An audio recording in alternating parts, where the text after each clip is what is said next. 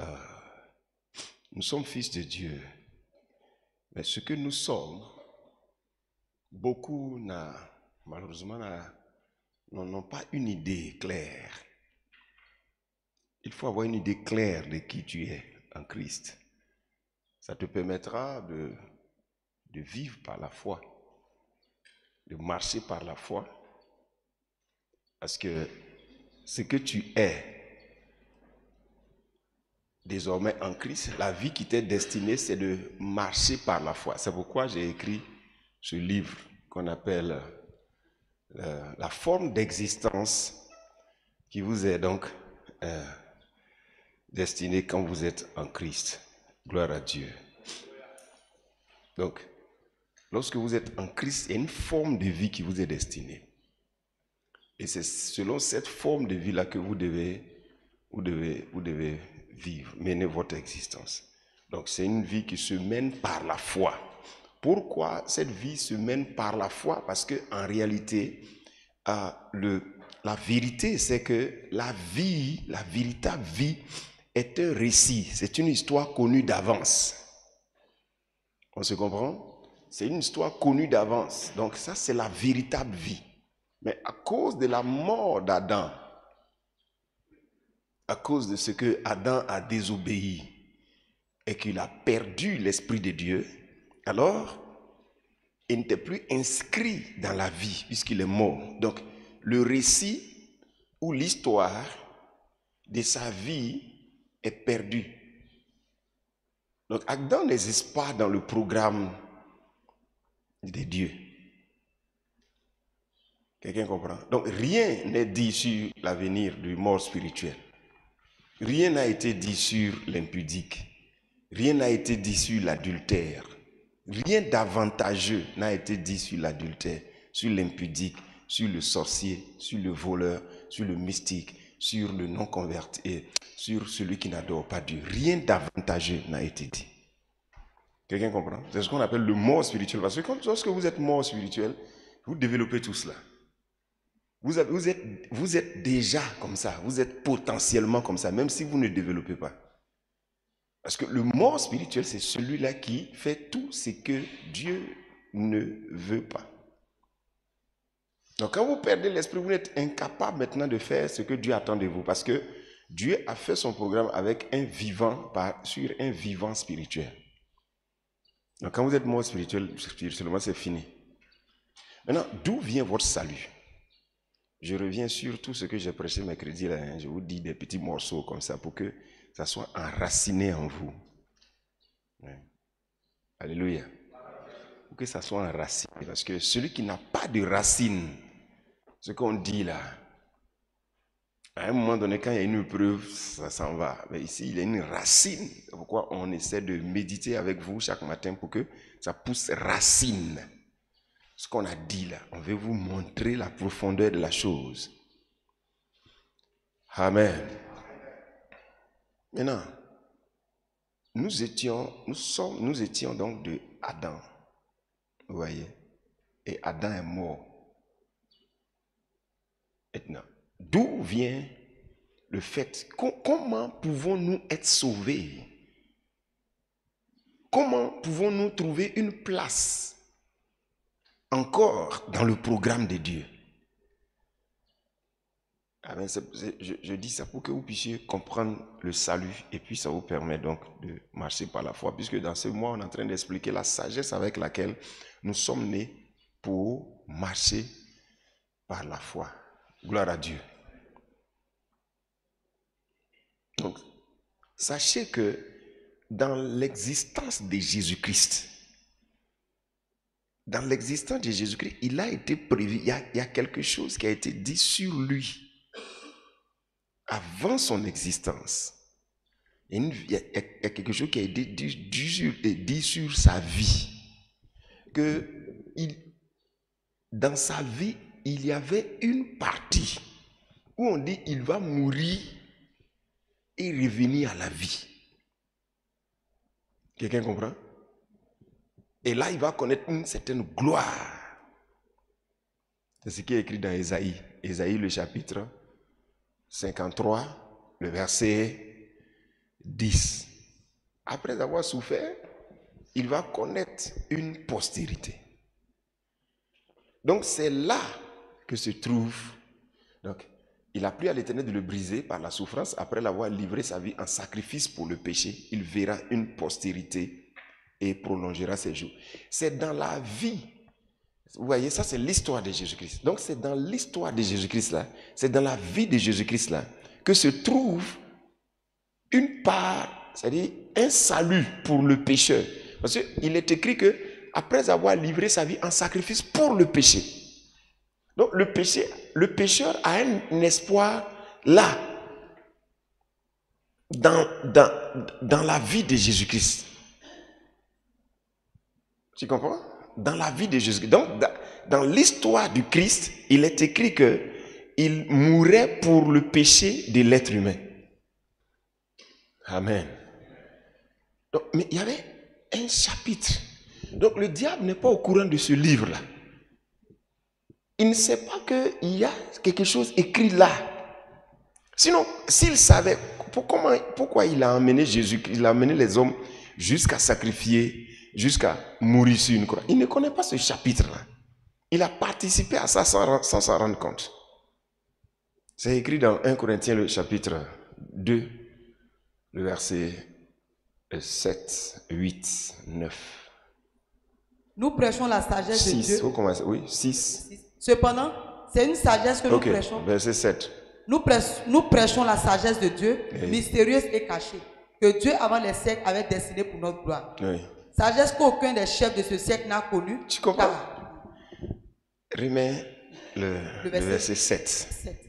Nous prêchons la sagesse de Dieu, mystérieuse et cachée, que Dieu avant les siècles avait destinée pour notre gloire. Vous voyez ça? Il destiné quand? Avant les siècles. Avant les siècles. Une sagesse destinée avant les siècles. Et c'est ce que nous prêchons. Donc l'évangile est une sagesse. C'est la révélation de la sagesse selon laquelle Dieu nous a sauvés. Je ne sais pas si tu entends ça. Il y a la sagesse pour ceci, il y a la sagesse pour cela. Maintenant, la sagesse de Dieu pour le salut de l'humanité. Là. Cette forme de sagesse. Comment il allait sauver les hommes. Regarde comment c'est extraordinaire. Ou bien toi, tu ne vois pas ça comme une sagesse. Avant que le monde n'existât, il a dit, il a prévu la mort de son fils par qui il allait créer toutes choses. Quelqu'un pourrait se poser la question, mais pourquoi, s'il y avait quelqu'un d'autre, le premier-né, pourquoi tu mets dans l'histoire du premier-né la mort? Pourquoi tu prévois qu'il va mourir? Pourquoi? Et Dieu lui dit, ce que je fais, tu ne le comprends pas maintenant. Mais un jour, tu comprendras. Quelqu'un entend? Il avait prévu la mort déjà. Donc il crée toutes choses. Mais personne n'est au courant. Le fils lui-même, peut-être qu'il n'est pas au courant. Alléluia. Et on lui révèle que tu vas mourir. Ah bon? Oui. Parce que c'est pour lui là que j'avais inscrit ça dans ton histoire. Parce que si je n'avais pas écrit ça, il n'y a pas d'espoir pour celui-là. Je veux vous amener à comprendre que tout ce qui se produit sur la terre, cautionné par Dieu, c'est les Écritures. Dieu ne fera pas ce qu'il n'a jamais dit.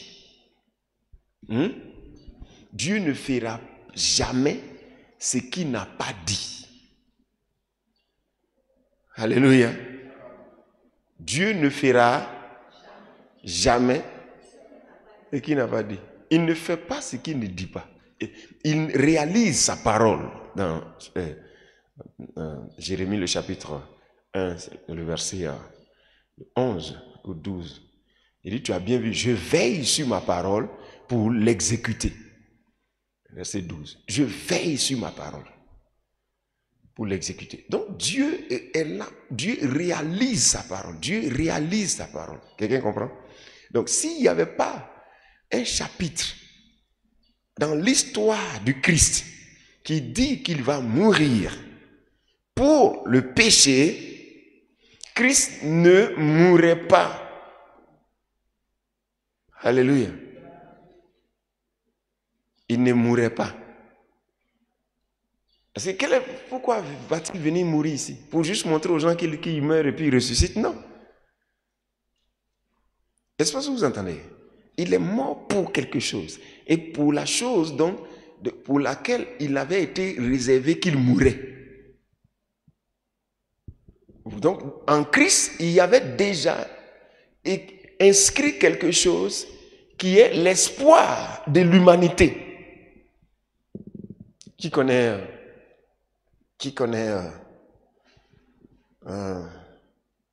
si c'est comment on fabrique la ticket? Ok. Théoriquement ou bien pratiquement? Théoriquement, ok. Il y a comment on appelle ça? Il y a du manioc pourri qui intervient là-dedans. Comment on appelle ça? Ok. Mania, c'est ça? Ok. Regarde ceci. Dans la conception de la ticket, il est prévu la place du manioc pourri. C'est une sagesse pour la préparation de la ticket. Pourtant, le manioc pourri est foutu.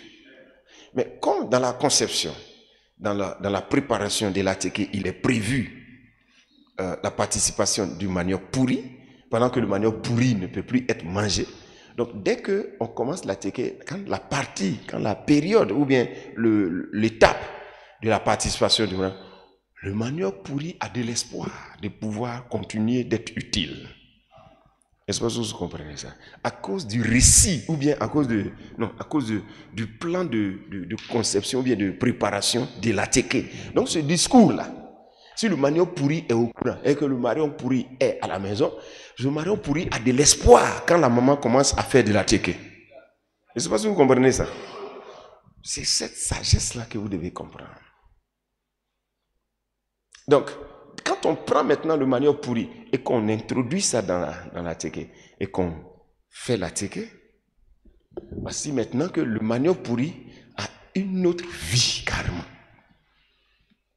Ce n'est plus du manioc pourri, c'est de la ticket maintenant. Participation à la ticket. Donc partout où la ticket passe, le manioc pourri passe. Mais le manioc pourri ne peut plus être détecté. Mais on dit c'est de la ticket. Quelqu'un dit ouais le manioc pourri. Non, c'est de la ticket. Et c'est parce que partout dans la ticket. Quelqu'un entend? Alléluia. Si vous comprenez ça, vous avez compris ce que c'est qu'être en Christ. Souvent, on peut te chercher. Vous dites non, ici, non, quand tu es en Christ, si toi-même tu n'arrives pas à te définir autrement, tu vas avoir des problèmes. Parce que c'est une vie qu'on mène maintenant par la foi. J'espère que tu comprends. C'est une vie c'est comme on te donne un habit. On te donne un habit et on te dit transpire là-dedans pour que ça soit ton habit. Tu as ton odeur qui doit rentrer dans l'habit pour que l'habit là soit ton habit. Donc tu fais du sport, tu fais tout ça là. C'est l'habit, hein? Et puis ça devient ton habit. Ah, c'est ça qui est la foi. Amen. Je ne sais pas si vous comprenez. Plus tu t'identifies à la parole, plus ton corps devient. Le même habit, on vous a porté tous. Chacun doit transpirer dedans. En fonction pour que ça soit ton habit. La même parole, on la prêche à nous tous. On doit l'accepter, l'épouser pour que ça devienne notre parole.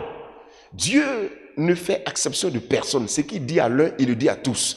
Donc, c'est à toi de prendre ça, d'épouser pour en faire ta parole. C'est là que tu vas commencer à te manifester. C'est là qu'on va voir. Donc, tu crois, on voit. Je suis en Christ. L'image que je t'ai donnée ce matin, cette parabole de la ticket. Je suis en Christ. Quelqu'un dit non. Toi, je te connais. Quand tu étais dans le monde. Non. Je suis en Christ. Celui dont tu parles. Non. Donc toi-même, tu dois te voir comme ça. Maintenant, tout ce qu'on dit sur Christ, tout ce qu'on dit sur la ticket, le manioc ou bien, je ne sais pas, le manioc pourri ne peut plus s'identifier au manioc pourri. Sinon, il y a des fois, des pensées vont venir dans ta tête comme tu es tout le monde. Non, tu n'es pas comme tout le monde. Ton corps maintenant est un corps de serviteur de Dieu. Le corps du serviteur de Dieu. Tu sais comment on entretient le corps du serviteur de Dieu? C'est le temple. Dieu a menacé les sacrificateurs. Il dit le jour où la lampe va se teindre dans ce temple, vous tous vous allez mourir. Donc les gens se remplacent. Les fils de sacrificateurs sont obligés de chaque fois mettre de l'huile ou bien de trucs pour que les lampes soient toujours allumées. On entretient la flamme dans un temple. Quand tu es le temple du Saint-Esprit, il faut toujours maintenir la flamme. Tu comprends? La flamme, la foi, la parole. Qui suis-je? Amen. Adjouvant. Mania n'est plus Mania. Mania est devenu Ateke. Nouvelle créature. Deuxièmement, vous connaissez ce qu'on appelle adjouvant. C'est quoi? Qu'est-ce que quelqu'un peut faire avec? Oui, mais le poisson pourri est foutu normalement. Mais à cause de cette sauce-là. Hein? Sauce de placali. On dit... Donc on dit sauce de placali. Quand on parle de sauce de placali, qu'ils vont faire sauce de l'adjouvant a de l'espoir. Donc c'est comme ça que on prend l'adjouvant et puis on introduit. Dès qu'on introduit l'adjouvant dans la sauce là, c'est fini. On ne parle plus de pourriture. On parle maintenant de bonne sauce avec un bon goût. C'est pas ça? C'est comme ça que nous sommes devenus maintenant la bonne odeur de Christ. Avant, on sentait mauvais. Mais quand on a introduit, on est devenu maintenant, on fait partie de l'histoire. L'histoire de Jésus-Christ. Alléluia. Amen. Donc c'est en lui que se trouve notre résurrection.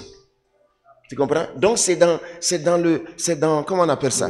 Dans la sauce de placali là, que se trouve la résurrection de l'adjouvant. Quelqu'un entend ce que je suis en train de dire? Donc, quelqu'un voit, il dit, oh, tu es adjouvant. Non, non, non. Mais toi, tu sens mauvais. Dis non, mais sens mon odeur. Ah, mais ça, c'est sauce de placali. Eh bien, c'est ce que je suis. Alléluia. Maintenant, regardez ceci. Asseyez-vous. La suite, c'est là. Il faut retenir ces deux paraboles, mais en même temps, regarde la suite. Regarde la suite maintenant. Pour le manioc pourri, c'est devenu maintenant de l'attiéké. Donc la suite, c'est l'attiéké. Aussi, le poisson pourri, la suite, c'est la sauce. C'est fini. On ne parle plus de... Amen. À quoi la sauce va servir? Puisque maintenant, le poisson pourri est mélangé. On ne sait plus où est le poisson pourri, où est la sauce. Donc, il y a une autre histoire. Donc, tu ne vas pas te comporter comme un poisson pourri là-bas. C'est la sauce maintenant. Tu ne vas pas te comporter comme ça là-bas. Tu ne vas pas te comporter comme un manioc pourri là-bas. C'est fini, c'est devenu de l'attiéké. C'est là qu'on doit, c'est la partie là qu'on doit saisir. Parce qu'il y a une destinée en Christ. C'est la destinée de Jésus-Christ. Il y a maintenant que nous sommes serviteurs de Dieu en Christ. Donc nous faisons partie de quel programme? Pas de l'ancien programme. L'ancien programme est perdu. Il y a le nouveau programme. Est-ce que vous comprenez? Il y a le nouveau programme. Le nouveau programme, c'est le programme qui est fait en Jésus-Christ. Alléluia. Et le nouveau programme en Jésus-Christ, c'est que nous devons tous travailler dans le but d'accomplir les buts de Christ. Vous comprenez ça? Hein? L'ancien roi, c'est Adam. Il a décidé de ne plus servir Dieu. Donc c'est fini. Donc quand vous voyez le monde, c'est ce que vous voyez dans le monde là. Le roi de la terre, c'est Adam. Il a décidé de ne plus servir Dieu. Donc, la vanité. Est-ce que vous comprenez? Il a décidé de vivre pour lui-même. Il a cherché à désobéir à Dieu pour devenir intelligent. D'après lui, pour être un Dieu comme Dieu. Donc, indépendant de Dieu. Parce qu'il voulait être Dieu comme Dieu. Parce que quand vous lisez, vous avez l'impression que on voulait lui dire qu'il n'a qu'à ressembler à Dieu. Non. Satan était clair avec lui. Hein. Il dit, tu seras comme Dieu. C'est-à-dire quoi? C'est-à-dire, Dieu sera là, toi aussi tu es là encore. C'est-à-dire, un Dieu indépendant de Dieu. Est-ce que vous entendez? Puisque vous ressemblez, mais pourquoi te soumettre à lui? Et que lui seul soit là, et que toi tu es en dessous. Pendant que tu es Dieu, tu lui ressembles, alors sois comme lui. Puisque Satan avait ce rêve, mais lui ne peut pas. Il dit, lui sera comme Dieu, comme le Très-Haut, assis sur le trône. Lui aussi, il veut un trône où il est assis. Donc c'est son rêve, Lucifer. Mais il ne ressemble pas à Dieu. C'est le serpent ancien. Tu comprends? C'est le serpent ancien, le dragon. Donc, il ne ressemble pas à Dieu. Mais il regarde Dieu, il veut être comme Dieu. Dieu est assis sur le trône. Est-ce que tu entends ce que je suis en train de dire? Bon, lui, il a sa tête qui est là, il est long comme ça, puis il a des pattes qui sont là, puis il se tient comme ça. C'est comme ça que lui, il est. Puis il a des pattes comme ça, et puis il est comme ça. C'est comme ça que lui, il est. Lui, il ne ressemble pas à l'homme. Il ne ressemble pas à Dieu. Pourtant, Dieu, lui, il est comme l'homme. Maintenant, Dieu fait sa propre copie qui est là. Maintenant, il s'en va voir l'autre et puis lui dit, il est en haut, toi, pourtant vous ressemblez. Toi, il faut prendre ça. Il ne veut pas que tu parles. Si tu prends ça, tu vas devenir comme lui. Toi aussi, tu seras comme lui. Il n'y aura pas de soumission à qui que ce soit. Je ne sais pas si tu comprends ça. Hein? Trompé comme ça. Et il allait prendre l'arbre de la connaissance du bien et du mal. Ça a commencé par sa femme. Gloire à Dieu. Amen. C'est pour ça que les femmes, vous devez faire attention. Quand vous avez un patron, dans un service, vous avez un patron, dans un service, vous avez également, comment on appelle ça? Votre mari a un patron dans un service, votre mari travaille avec un homme de Dieu, des choses comme ça. Faites beaucoup attention. C'est vous qui...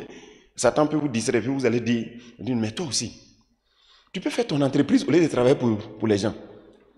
Tu vois, non? Fais pour toi aussi. C'est que tout le travail, c'est toi qui fais. Mais toi-même, tu fais pour toi. Si ton mari ne sait pas que c'est Satan, ton mari va t'écouter. Si on se moque de Ève, mais on sait. Bouf. C'est là que ton mari devient minable, à ton grand étonnement. Tu ne savais pas que le gars, il n'a pas le leadership. C'est pas tout le monde se place devant. Tu peux avoir un savoir-faire, mais là, se mettre devant, là, c'est pas tout le monde. Hein. Quelqu'un entend ce que je suis en train de dire? Parce que tu peux avoir un savoir-faire, mais tu ne sais pas gérer le devant. C'est-à-dire être devant les gens, et puis les gens, tu ne sais pas faire ça. Toi, tu es quelqu'un, tu reçois des ordres, et puis tu fais. Tu reçois des instructions, tu fais. Et tout ce que toi, tu reçois, tu es fort dedans. Mais toi-même, pousser comme ça, et puis dire aux gens, faites ceci, tu n'arrives pas. Pourquoi tu vas prendre le devant? Est-ce que vous entendez ça? Hein? Pourquoi tu veux prendre le devant?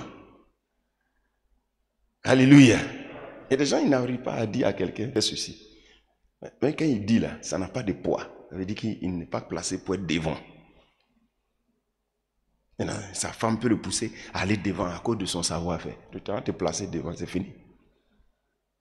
Je ferme la parenthèse, puisque ce n'est pas ça qui est à l'ordre du jour, puisqu'il est l'heure. Amen. Ce que vous êtes devenu, la suite. Adam, le programme à Adam est perdu. Adam avait été créé pour être le roi de la terre. Les nations, toutes les nations, toutes les nations avaient été programmées pour naître de Adam. C'est le père des nations, s'il te plaît. Toutes les nations de la terre, tout pays, tout ça allait travailler pour un but. Le but que Dieu aurait donné à Adam et Adam l'aurait communiqué à toutes les nations. C'est comme ça que ça devait se faire. Donc, tout devait aller dans un sens. Les écoles dans un sens. Tout dans un sens. Un seul sens.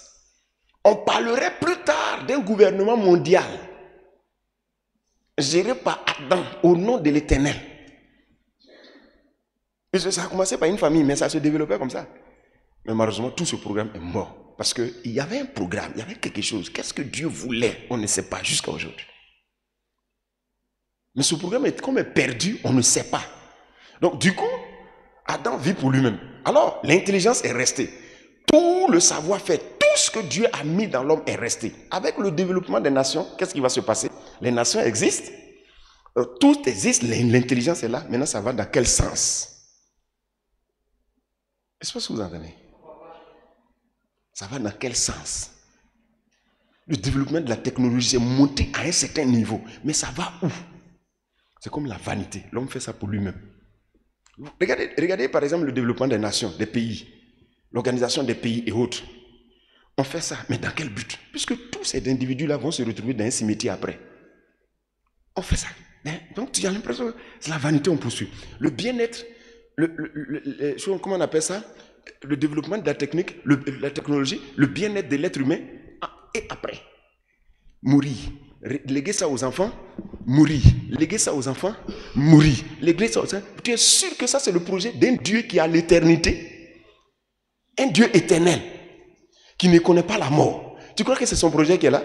Que les gens vont venir et puis... Non, cette intelligence est restée, ce développement est resté. Ce qu'il avait prévu est resté. Mais là, ce à quoi ça allait servir, c'est perdu. Donc alors, nous maintenant, qui étions perdus, on a été retrouvés, on nous a mis en Christ. Maintenant, Christ, le programme qui était en lui au départ, c'était quoi? Le programme a changé. Dès qu'il meurt pour l'humanité et qu'il revient, le seul programme actuellement, avant le vrai programme de Dieu, c'est le salut. Il faut que l'humanité soit sauvée d'abord. Maintenant, après, on va révéler ce pourquoi Dieu nous a créés. En Adam. Ça vient après. Mais pour le moment, le programme de Dieu, c'est de sauver les hommes. Raison pour laquelle, si nous sommes fils de Dieu, qu'est-ce que nous devons faire? Quel que soit ce que nous faisons dans le monde, nous devons savoir quelle est l'institution de Dieu qui est sur la terre, l'Église, à laquelle nous appartenons. Et nous devons tout faire pour jouer un rôle dans l'Église qui est le corps du nouveau roi, Jésus-Christ. Donc on parle ici maintenant du royaume de Dieu sur la terre. Amen. Si toutes les nations étaient chrétiennes, à ton avis, comment ça serait passé? Toutes les nations verseraient 10% à l'église. Mais quelle église? Ils allaient répartir. Ou bien peut-être. Si toutes les nations étaient chrétiennes, Jésus serait le roi de toutes les nations. Tout ce qu'on ferait, on aurait dit à tous les hommes, n'oublions pas le salut des autres qui ne sont pas sauvés. C'est ce qu'on ferait. C'est-à-dire, quand il dit c'est ce qu'on ferait, on irait à l'école, on ferait tout ce qu'on fait, on tracerait des routes, on construirait. Mais dans tout cela, chacun de nous va vouloir participer au projet final. Parce qu'on sait qu'après ce programme de vanité, qui est après ici, quand on va nous restaurer, on va nous expliquer le véritable programme. Ou bien, je ne sais pas si vous comprenez.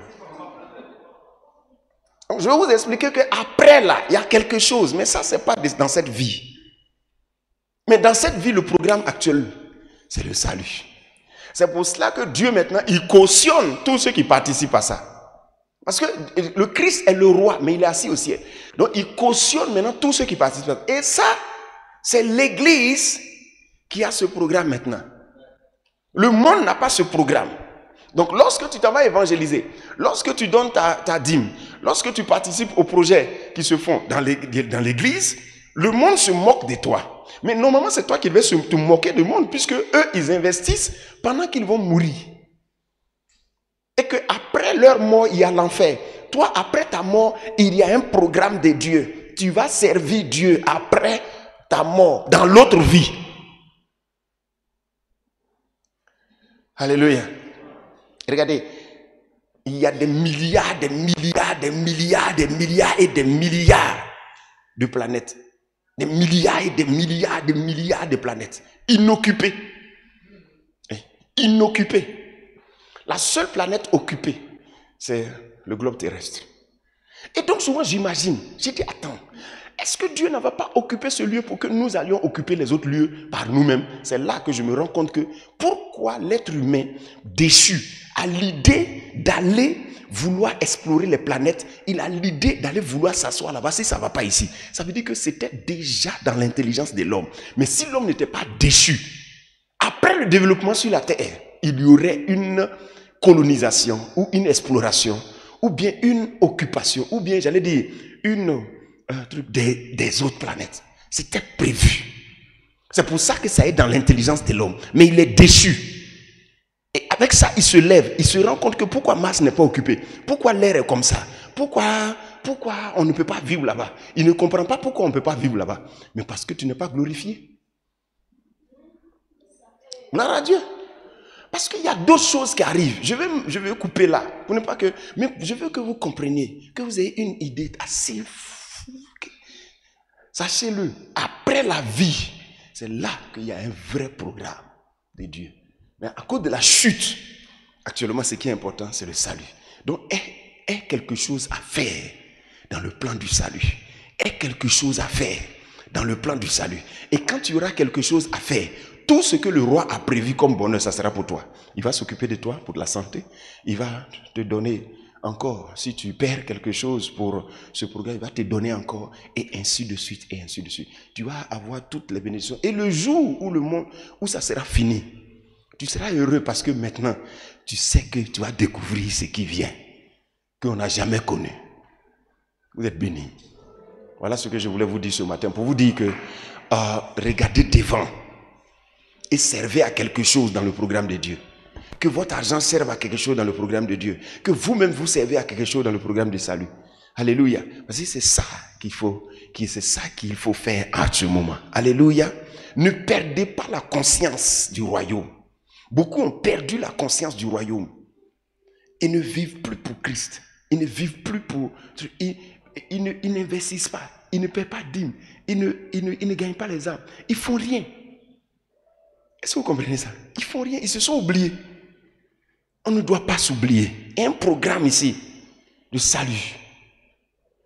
Hier, j'étais là. Hier, j'avais reçu de l'argent. Donc, j'étais là. J'ai soulevé l'argent là comme ça. J'ai dit, dans ma tête, j'ai dit, voilà, je voulais faire tel truc. En même temps, dans ma tête, j'ai dit, non, c'est le dernier délai.